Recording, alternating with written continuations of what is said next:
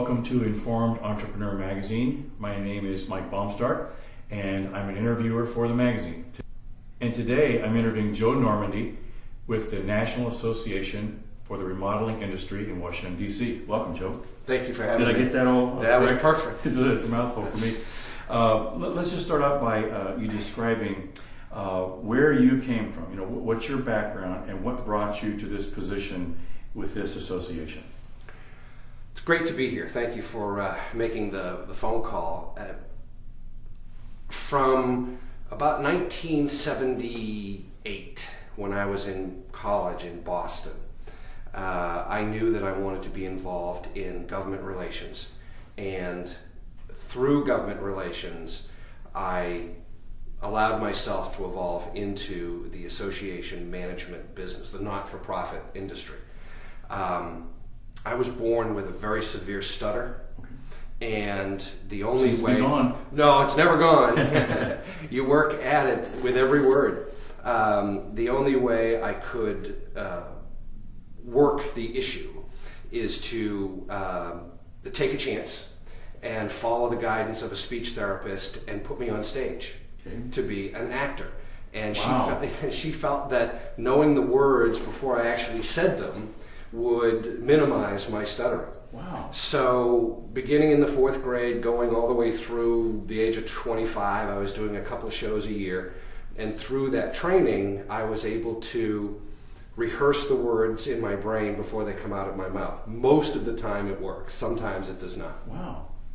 So I wanted to find a venue where I could take advantage of some thoughtful acting skills without actually being on stage. And that led me to the government affairs industry.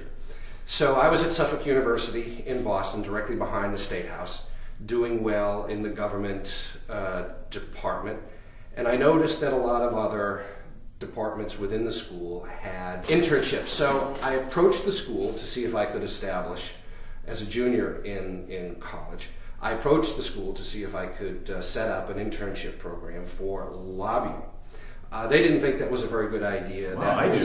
That was the 70s, and money was kind of You're thinking too far ahead for them, right? And I finally met with the president of the school, and he reluctantly agreed, but he said it wasn't going to happen.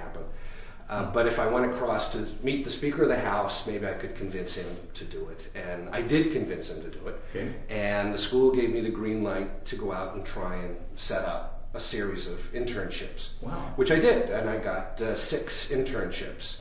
And I saved the best one for myself. And so I served as an intern with the Massachusetts Auto Dealers Association as a junior and a senior. And then was attending Boston College in grad school when the Massachusetts Auto Dealers offered me a position, which I took and stayed there for a short amount of time. The National Auto Dealers in McLean hired me away and stayed there for 15 years.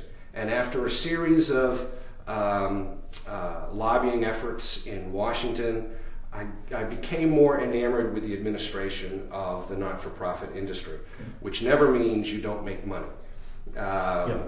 Because there's salaries and heat and light and everything that a small business needs to maintain. Right. So I became enamored with the business end of it, the marketing end of it, the customer service end of it, and made a conscious effort to move myself through the different departments within NADA. Eventually running the American Truck Dealers Division, and then through a series of strategic moves, moved my way up the chain of command to different associations to where I am today running this. I've run associations as an executive director for the last 20 years. Well, so you really know what you're doing. All right, tell me about, and by the way, the NADA? NADA? Mm-hmm. NADA. My dad was a car dealer when I was a kid, and I remember the little emblem in front of his office saying NADA, which is interesting. Yeah. All right, so what you're doing now, describe the organization, what you're all about. NARI, which is the short way of saying the National Association for the Remodeling Industry, represents licensed and insured remodelers. Okay. They take in all lengths and breadths of a home remodeling project. Okay. Kitchen, baths, basements, blow out the back and put up 2 stories, take a historic home and make it livable again.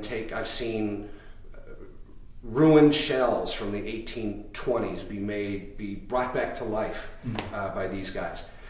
Whenever anyone decides to join the association, they must go through an ethics review, okay, where we examine their licenses, we examine their insurances, and then we examine their website and marketing material, because if we're trying to convey to the consumer that dealing with a NARI member for remodeling, to allow them into your house, we need to be able to explain to the consumer that they are licensed, they are insured in the geographic area where they're about to serve you. So from time to time, we'll run into someone who wants to join and they have a Virginia license, okay, but their website says they'll do business in DC and Maryland. okay. Well, that waves a red flag. How can you do business in DC or Maryland without being licensed there? So we'll call them. And if they say, well, I'm not really licensed, but I travel over the border to do the right type of job, we won't let them in.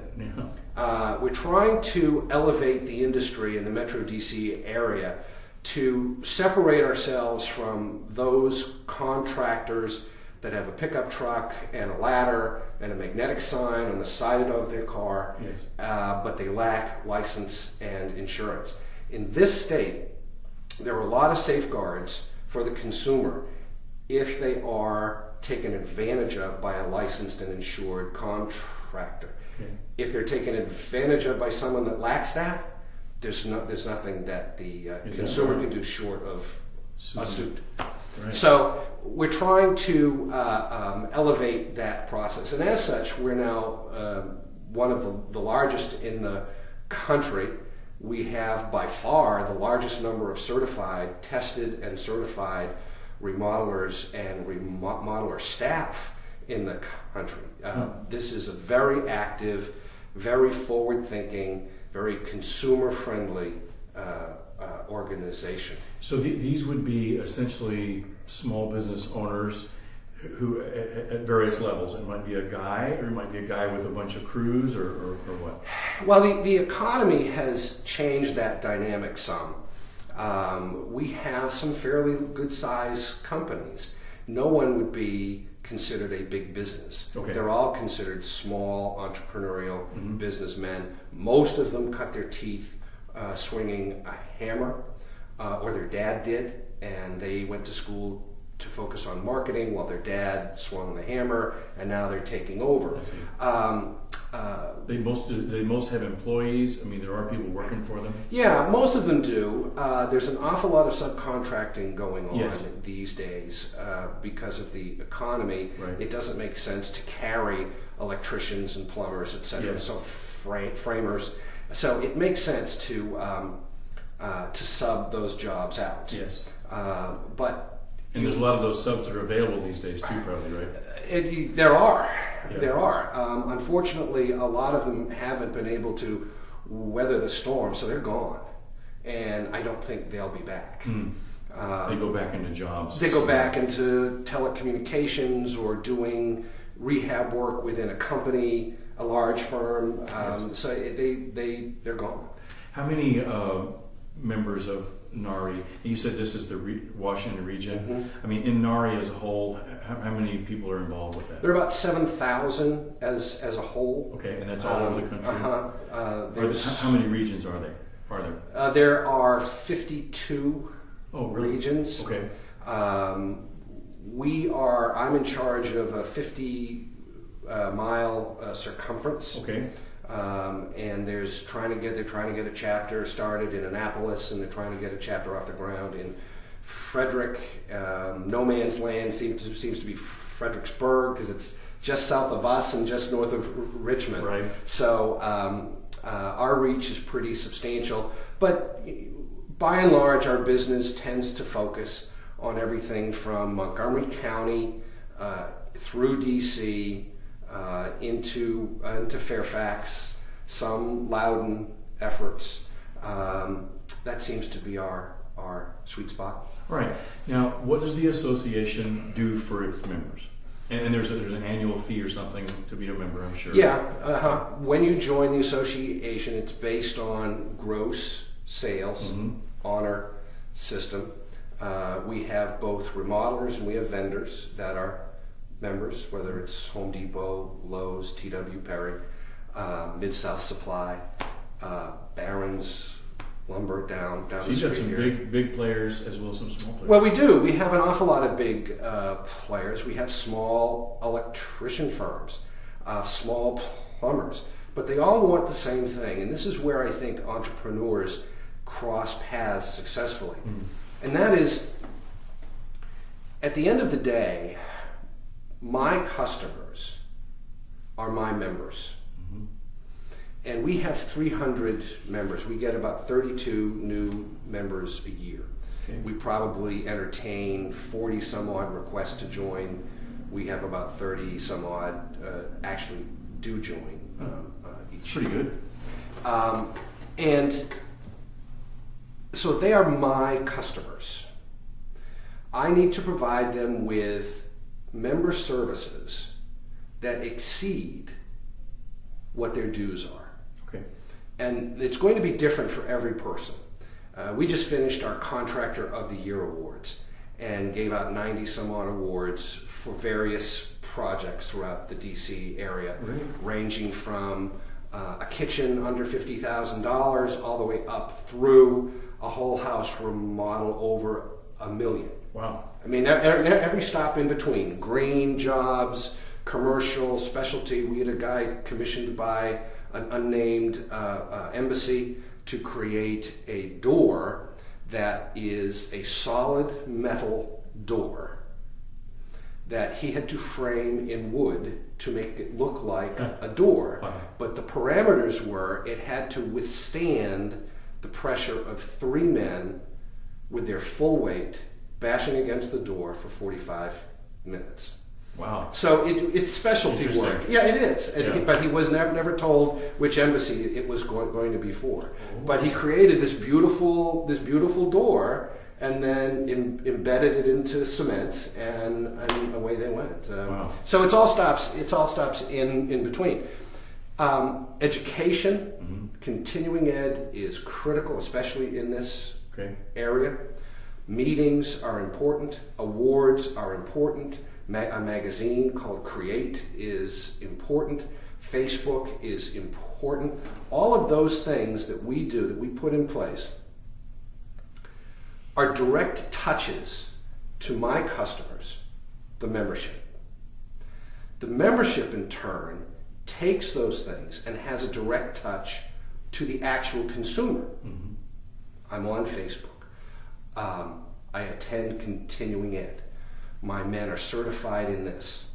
In order for me to be a member, I have to have licenses and insurance, and here they are, Mr. Consumer. So that has a direct flow from me to my customers, from the customers to their customers. And the tie-in with the vendors is that they need to sell goods and services to the member. Yes. They need to sell lumber, nails, paint, carpet, Right. wood flooring, appliances, etc., and so on. So by putting everyone together in the situations that allow them to grow Yes. is what I think a successful small business association has to do. All the while, even though we are officially called a nonprofit, that doesn't mean we don't make a profit. Yeah. Well, you get paid for doing your work, I hope. Oh yeah. Okay. Good. Yeah. There's a difference between nonprofit and philanthropy. Right. At some point, you can be a philanthropist if you want to. Right. When I'm old and wizened. Right. So that's what we do, and I think a well-run small association, small business like we have, if we remove the roadblocks to networking and then get out of the way, that magic is going to take place. Yeah. For example, we took a chance and set up a speed networking program in the summer. And we had 30 remodelers sit on the outside of a ballroom, gave them a free space. And we invited the subs and vendors and anyone that we could think of in the industry to come and meet them. We gave them little timers so that everyone would have 5 minutes to make their speed pitch. Marketing. Exactly right. Or speed, I guess, referrals. Yeah. And everyone had 5 minutes to make their pitch.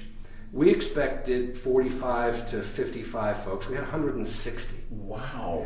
And business got done. New contacts were made, business got done. And that's what an association should do for their customers. They should be in the customer service business and outreach and then get out of the way. That's fantastic. And let it happen. That's fantastic. So, a couple things. What is the future of NARI and your participation? What do you see going forward with NARI? Okay. And then lastly, I want you to share with the audience any details about how to contact you, websites or whatever. So those 2 items, please. Well, the future is great for us. I believe that in this Metro DC area alone, there's probably 230,000 remodeling jobs that are going to take place this year. Okay.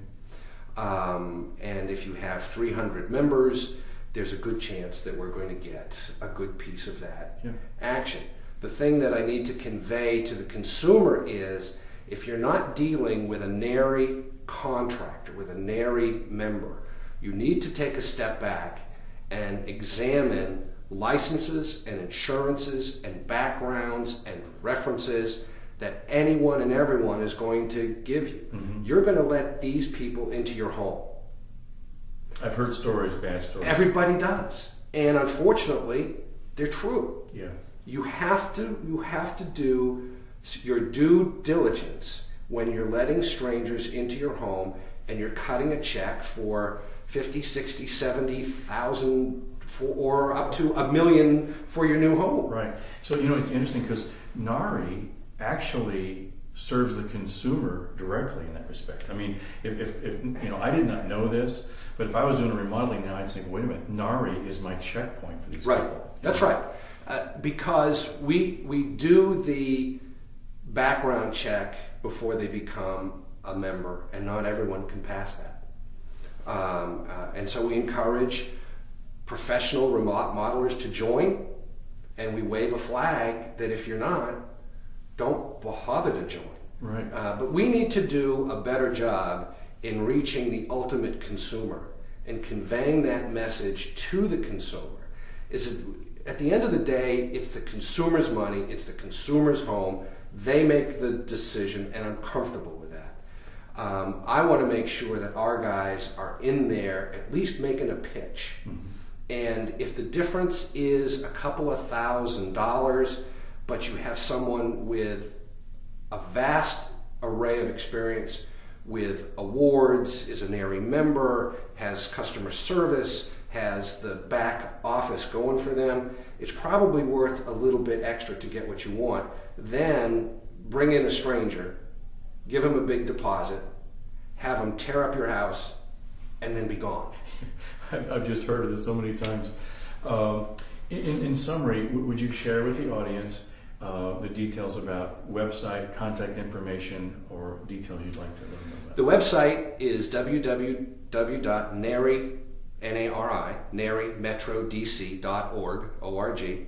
Facebook is NARI Metro DC Chapter. If you go to the Facebook page right now, you'll see all of our recent award winners from the event that we just had. I think the consumer can get a lot of information off of the website, and under the communications tab, you'll see our Create magazine, which is done specifically for the consumer. Okay. We send it to 65,000 consumers in the area so they can educate themselves into making better decisions when taking on a remodeling issue. Excellent. Well, this has been very enjoyable. I've learned a lot. I also know what to do if I do any remodeling in the future. Call me. It's been an enjoyable interview. Thank you. Thanks very much. Thanks for your time. Thank you. Thank you for joining us today for our interview, and certainly contact Joe if you'd like more information, or if you're a remodeler and you're not a member of NARI, you would certainly want to get a hold of Joe. And I hope this has been beneficial to other business owners and some consumers who may be viewing. Thank you. Thank you.